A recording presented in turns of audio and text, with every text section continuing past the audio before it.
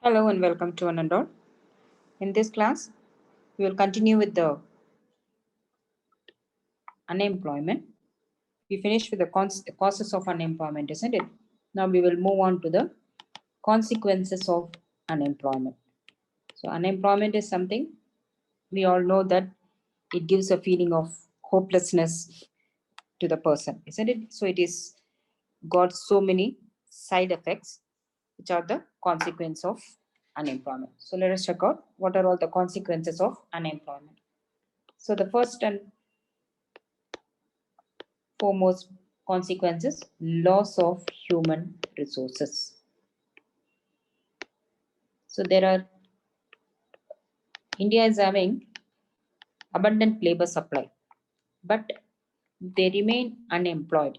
That means what? We are not utilizing the available resources. We have seen one point, isn't it? Underutilization of natural resources.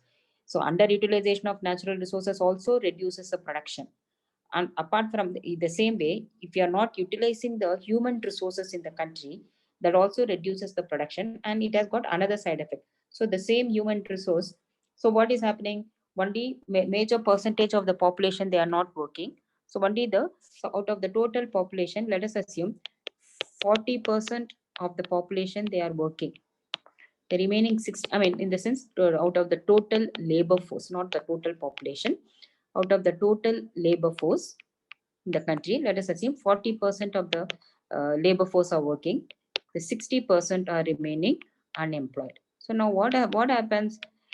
The 60% will become a burden through this 40% of the working force, isn't it? So if all the totally, if 60% is also working, then there is no loss of human resource. Now this is the problem with unemployment. If the people are not employed, they not only, we are not utilizing the available resources, we are not utilizing the 60% of the labor force in the country. At the same time, they will become a burden to the economy. So they will becoming a burden to this 40% of the working population. So that is another problem which we are having with the unemployed labor force in the country. So the first one, this thing is, and automatically the production in the country will, again, it forms like a vicious circle. Okay, that is the first problem. So and more also, most of the time what the laborers will do, they, I mean, they spend their time only in search of employment. So most of their time is wasted only in search of employment, because the employment is not available freely in the country. So that is the first problem we are having, the consequences of unemployment. That is, the problem of unemployment causes loss of human resources, because we are not able to use the available resources, and the laborers, most of the time, they will waste their maximum time in search of employment. Their maximum time in search of employment. That means what? They are not contributing anything to product. If you're working, you are contributing to production. If you're not working, you're not contributing anything to production. No, even though you are capable, you are not contributing to anything to production. So that is the first. And then the second one is the, of course, it's a direct outcome, increase in poverty. More and more unemployment in the country, that, so due to no source of income, automatically poverty levels in the country keeps increasing. The poverty levels keeps increasing. The person becomes poverty. Okay, and then social problems. So the poverty, the other day we have seen, because of poverty, people resort to crime and other things, isn't it? So that it will lead to other problems, that so unemployment causes other problems, other social problems, like people resort to crimes because they are helpless. Okay, crimes in the country. And what happens, which poses a threat to security, poses a threat to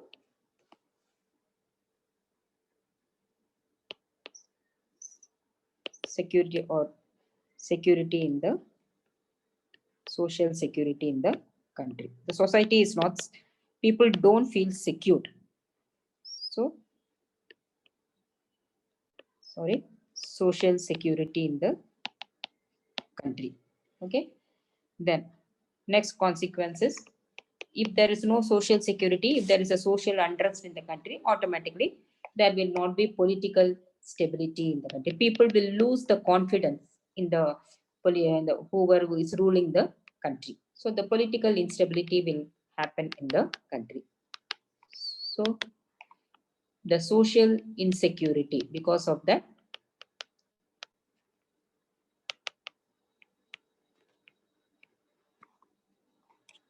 leads to political instability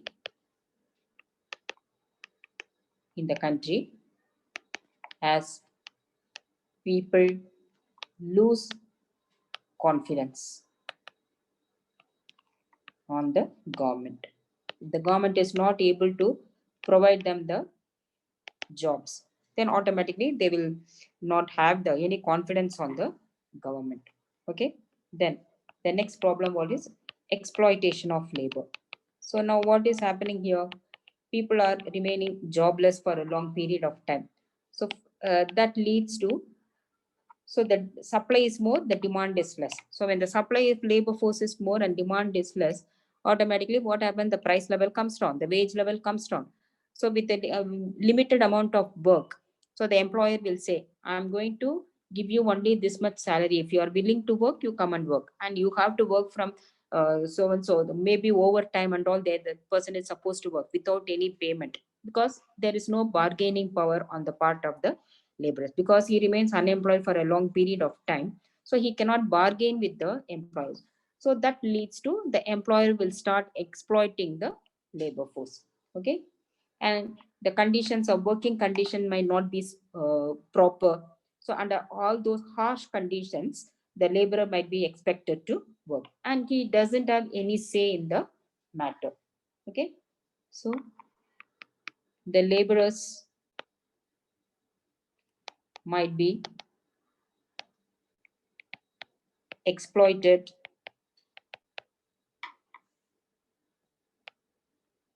due to high rate of unemployment in the form of low wages, improper working conditions. So all this, the productivity of the labor will fall, isn't it? So, but he is not, he doesn't have any other voice. I mean, no other alternative for the laborers. Whatever the wages is offering, whatever the conditions the employer is imposing, all this the person has to agree. Okay. Then the next one is the standard of living. So, what will be the standard of living of a person who is not employed regularly, isn't it? So,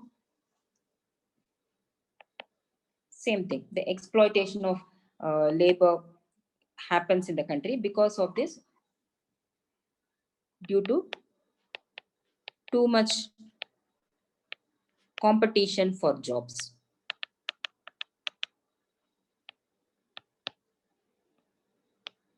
The bargaining power of the labor force decreases. The bargaining power, that's why the employer, whatever the wages he is given, that only he will give. Okay. And the bargaining power of the laborer decrease. So with lesser income, so the employer will, the the company will pay only lesser amount of income, isn't it? So with lesser income, the standard of living of the labor falls, isn't it? Then the next problem is employment gaps. So if a person is not able to uh, find the job, work continuously, if there is a gap in the employment, for example, for the 4 years or 5 years, a person is working, and another couple of years he's not able to find the job. Then again, 2 months, 3 months is working. So if there's a too much of gap in the employment of any person, that's a very, very negative sign. So whoever, even the firm, if a company is appointing a person, then they will look the consistency in the jobs. So if a person is not regular in any one company, if a person is not able to continuously work, that is not a very good sign. That doesn't show a good thing on your biodata, on your resume. So the normally employers will not prefer those kind of people who are not able to work continuously. So further, they will lose the opportunity of getting employed, and their income earning opportunity will also decrease. Okay, so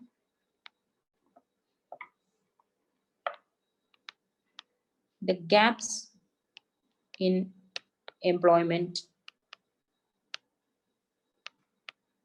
is not a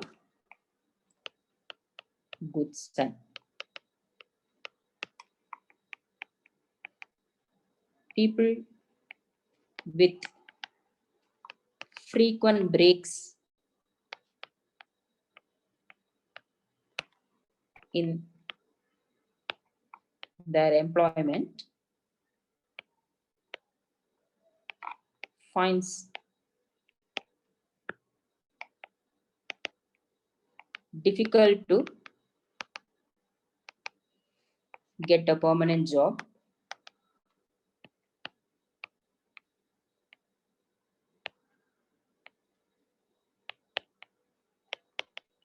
Why? Because as the employers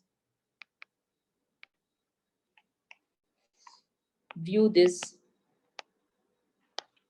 as a negative aspect. No employer will prefer a person who is not able to work frequently. So then another problem because of the employment gap is, so you continuously working, then you will retain the skill. But if there is continuous gap, and sometimes if the gap prolongs for a long period of time, then whatever you have learned, whatever your skill, you will lose, the employee will start losing the skill. So prolonged unemployment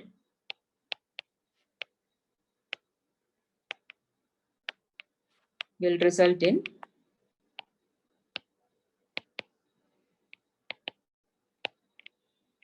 employee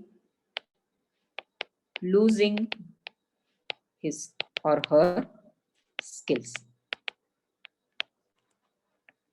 So all these are, of course, then it becomes very, very difficult to be employed again. Okay, so all these are some of the consequences of unemployment. Okay, now let us move on to what are all the remedial measures for poverty and unemployment in the country. So remedial measures of poverty and remedial measures of unemployment, both the measures are same, because unemployment leads to poverty, isn't it? So whatever the measure that is aimed for unemployment, the same measure is for the removal of poverty also. Okay. So what are other things? Initiatives made by the government. So until 1970s, the government did not made only temporary measures to remove the unemployment and mainly the poverty. The government did not take any permanent measure to remove the or increase the level of employment and decrease the level of poverty. But after the 1970s only, it was found out that the poverty levels are increasing and the unemployment levels are also increasing. The government appointed a committee known as the Bhagavati Committee. So in 1970 or 73. So based on that Bhagavati Committee, that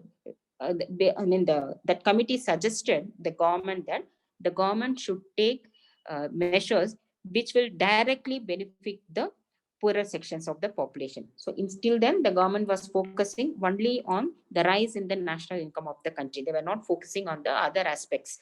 So this committee suggested that instead of focusing directly on the only on the rise in the national income, the government should start focusing, give some programs specifically for the poorer sections of the population.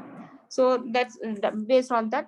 By the end of the fourth 5-year plan and the fifth 5-year plan, the government started certain programs, but those programs were not of a permanent nature. Of course, the initiative was started by the government in the fourth 5-year plan, but then those programs were all of very, very temporary nature. It was ad hoc in nature, in the sense that then and there the government was thinking of some program and the government started giving measures. So it was not giving any permanent relief to the people in the country. So from the sixth 5-year plan, end of the fifth 5-year plan and sixth 5-year plan, the government started giving specific programs to the attack the problem of poverty and unemployment. So, and then there is something you have to understand that, see, unemployment, that the government, it is not possible for the government to give one common program to all the sections of the people. So we have seen what are all the types of unemployment in our country, isn't it? So we have educated unemployment, isn't it? So we have educated unemployment, we have disguised unemployment, we have rural unemployment, we have urban unemployment, we have uneducated unemployment, isn't it? There are so many categories of people who are being unemployed in the country. We have open unemployment, isn't it? So it is because of this reason, it is not possible for the government to provide common employment program to all the sections of the population. The government has to decide separate program for the educate one whatever the program that is devised for educated unemployed is not going to be applicable for the uneducated, isn't it? So separate program for educated people, separate program for rural unemployed people, separate program for urban unemployed people, separate program for unskilled educated people, separate program for unskilled uneducated people, isn't it? So there are so many categories of people in the country. So accordingly, the government has to devise different programs suiting to the requirements of, I mean, nature of the unemployment in the country. For example, the educated unemployed people, the government can provide some technical skills, some financial assistance, some technical centers the government can establish so that they will get employment, I mean, training, and they can start their own self-employment scheme. And that is not going to help the people who are uneducated, isn't it? And the situation in the rural area is different, the situation in the urban area is different. So because of this nature, the government has devised different programs, has taken different initiatives to cater to the needs of each and every category of unemployed people in our country. Okay, so that's something you have to understand. So based on that, the different programs have been as initiated by the government. So let us broadly, we will see what are all the programs that are initiated by the government. Okay. So basically, the government initiated 4 broad categories of programs. So which was initiated in stages by the government. Okay. So those 4 broad categories. The first one, something called as the resource and income development program. So those who are not having any resource, the other day I was mentioning, landless agricultural laborers, they don't have any land at all. So the government has to provide some land to them. That is a resource. And there are some people who are having less amount of income. For them, how to increase the level of income? So in order to meet those requirements, the government initiated from 1970. So since 1970, the government initiated in this category, the government initiated programs like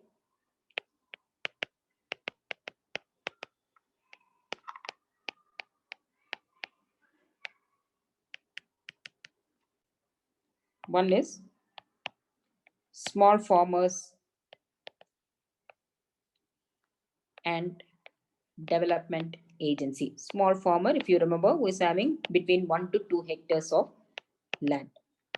Okay, so small farmers, popularly known as SFDA. So, and another program for the marginal farmers. Why separate program? Because marginal farmers are having lesser area, acres or hectares of land compared to the small farmers. So, for the small farmers, the government was providing some kind of technical assistance. So, hybrid varieties of seeds, fertilizers, like that, so that they will, with that 2 hectares of land, they will be able to cultivate. But for the marginal farmers, it is not that much sufficient. The government has to provide additional land also, because their areas of land is very, very less.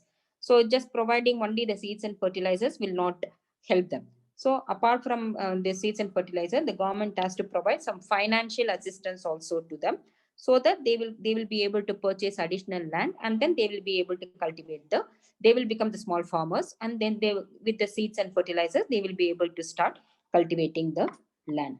And then something else called as the most important poverty alleviation program, integrated rural development program. So entire country, under this program, the entire country is divided into different blocks, each and every micro level. It's, the program is very, very micro level. That is, entire country is divided into different states. Different states are again divided into different villages. Villages different, in the villages, it's also one particular village is divided into different blocks. So in that block, what is the, how many poorer sections of the population are there, and what is the extent of poorness in that particular block. So based on that, this is all the poverty gap index, which will help.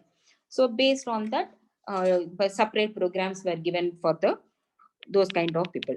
So that is the IRDP program. Like that, then several programs were initiated by the government from since 1970 under this resource and income development program.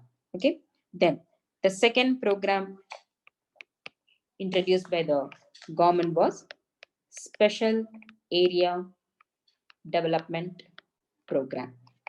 So special area development program, like there are special areas like prone to drought, hilly areas, desert areas. So what can be done? Some technology has to be devised, some methods have to be devised to use those areas. Okay, so that people belonging in that area also will be able to earn certain some amount of money income. So drought prone area program,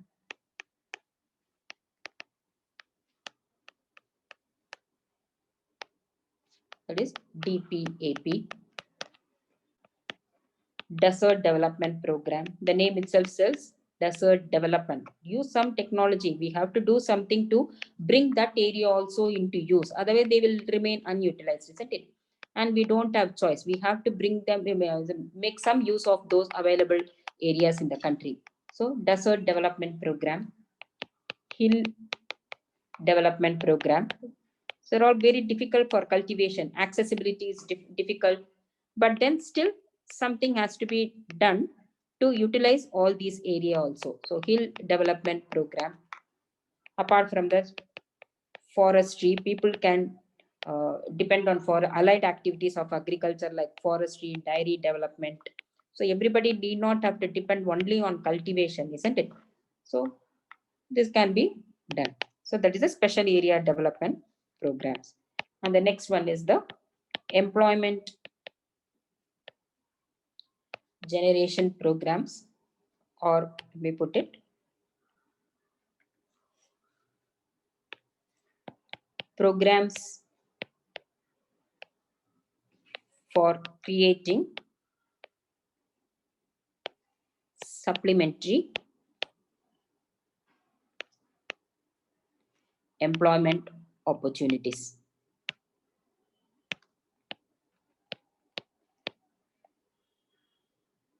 So since agriculture is not fetching money income throughout the year, they should get some other alternative employment, isn't it? So off season, the other day I was mentioning the construction works. So off season, they should be getting some kind of employment, so so that they will get some amount of income during the off season.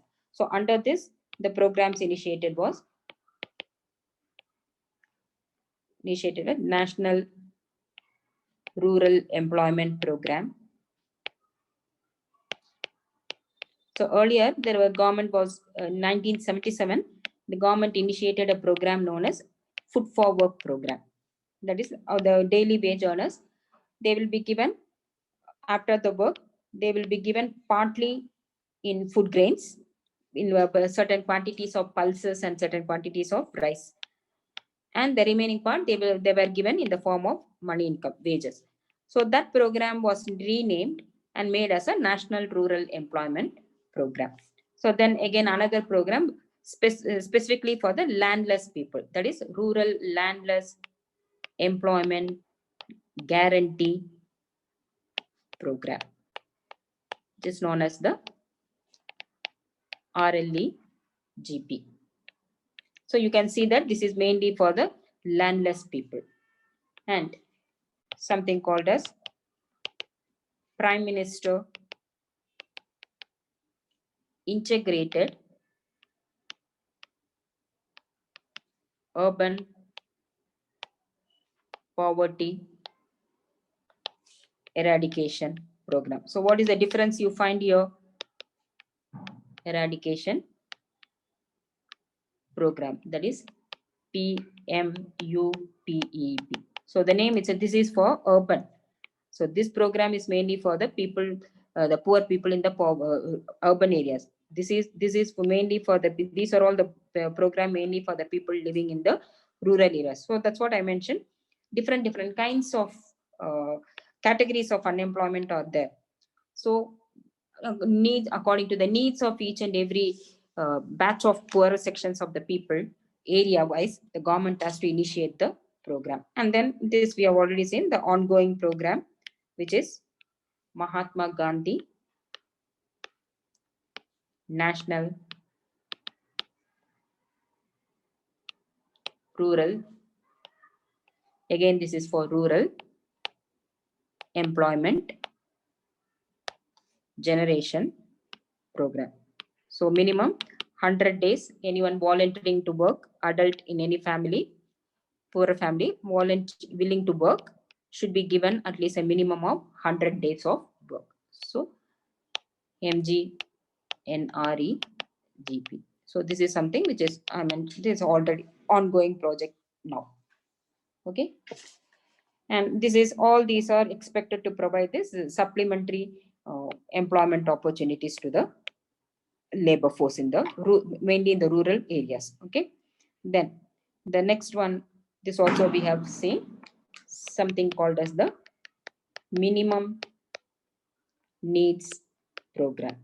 So minimum needs program, the Congress government during the fifth five-year plan initiated the chain network of all the basic facilities throughout the country. So like housing, drinking water, education, health, all those things. So this includes a network of all the basic necessities like electricity. So these are all the uh, basic for survival, isn't it? Electricity, education. So majority of the people, they are not even having that, deprived of all these basic facilities also. So they have to be provided these basic facilities. If they are provided with these basic facilities, what happens? Their health condition will improve, their productivity levels will increase. Roads, elementary education,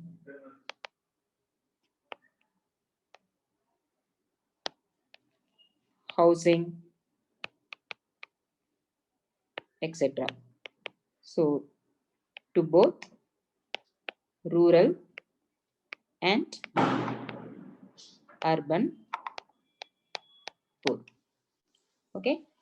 So these are all the programs that were initiated maybe till 1980s. Okay, starting from 1970s to 1980s.